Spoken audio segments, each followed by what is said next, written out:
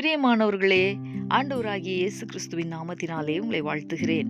இந்த நாளிலும் இந்த தின தியானத்தின் வாயிலாக உங்களை சந்திப்பதிலே நான் மகிழ்ச்சி அடைகிறேன். இந்த நாளிலும் நம்முடைய தியானத்திற்காக தானியேல் தீர்க்கதரிசனத்தின் புஸ்தகம் 6வது அதிகாரம் 16வது வசனத்தின் கடைசி பகுதியை நான் வாசிக்கிறேன்.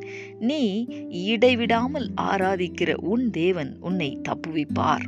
எனக்கு அன்பானவர்களே, தேவ மனிதனாகிய தானியேலை பார்த்து ராஜாவாகிய தரியு சொன்ன வார்த்தைகளைத்தான் நாம் வாசித்தோம். தேவ மனுஷனாகிய தானியேலை அன்றைக்கு குற்றப்படுத்தும் முகாந்திரத்தை கண்டுபிடிக்கும்படிக்கு பிரதானிகளும் தேசாதிபதிகளும் முயற்சித்து ராஜாவாகிய தரியுவை தவிர வேறு தேவனை வணங்கக்கூடாது என்பதை கட்டளையாக பிறப்பித்து ராஜாவின் கையெழுத்து வைக்க வேண்டும் என்றார்கள். அப்படியே ராஜாவாகிய தரியு அந்த கட்டளை பத்திரத்திற்கு கையெழுத்து வைத்தான். தானியேலோ அந்த பத்திரத்துக்கு ராஜா கையெழுத்து வைத்தார் என்பதை அறிந்த போதிலும் தன் தேவனுக்கு முன்பாக முழங்கால் படியிட்டு ஸ்தோத்திரம் செலுத்தினான். அப்பொழுது அந்த மனுஷர் கூட்டங்கூடி ராஜாவினிடத்தில் வந்து தானியேலை சிங்கங்களின் கெபியிலே போடும்படிக்கு கேட்டுக்கொண்டார்கள். அது தரியுவாகிய தன்னால் சட்டமாக்கப்பட்டதென்பதை ராஜா அறிந்து தன்னில் மிகவும் சஞ்சலப்பட்டவராய் வேறு வழியின்றி தானியேலை சிங்கங்களின் கெபியிலே போடுகிறதற்கு கட்டளையிட அவர்கள் அவனை சிங்கங்களின் கெபியிலே போட்டார்கள். அப்பொழுது ராஜா தானியேலை நோக்கி, நீ இடைவிடாமல் ஆராதிக்கிற உன் தேவன் உன்னை தப்புவிப்பார் என்றான். எனக்கு அன்பானவர்களே, சூழ்நிலைகள் எதிராயிருக்கலாம், சூழ்நிலைகள் எதுவாக வேண்டுமானாலும் இருக்கலாம்.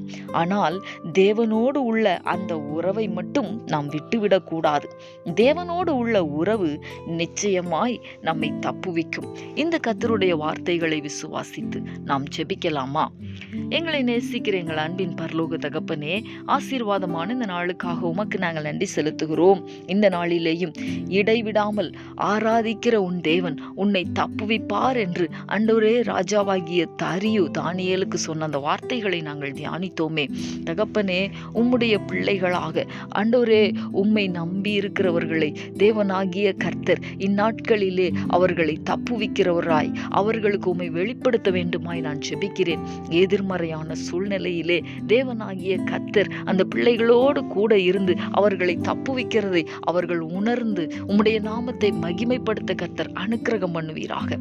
எல்லா எதிர்மறையான சூழ்நிலைகளிலிருந்தும் என் தேவனாகிய கர்த்தர் தம்முடைய பிள்ளைகளை தப்புவிப்பீராக. கர்த்தர் அப்படி செய்ய போகிறதற்காய் உமக்கு நன்றி செலுத்தி ஜெபிக்கிறேன். இயேசு கிறிஸ்துவின் நாமத்தில் வேண்டிக் கொள்ளுகிறேன் நல்ல பிதாவே. ஆமேன், ஆமேன்.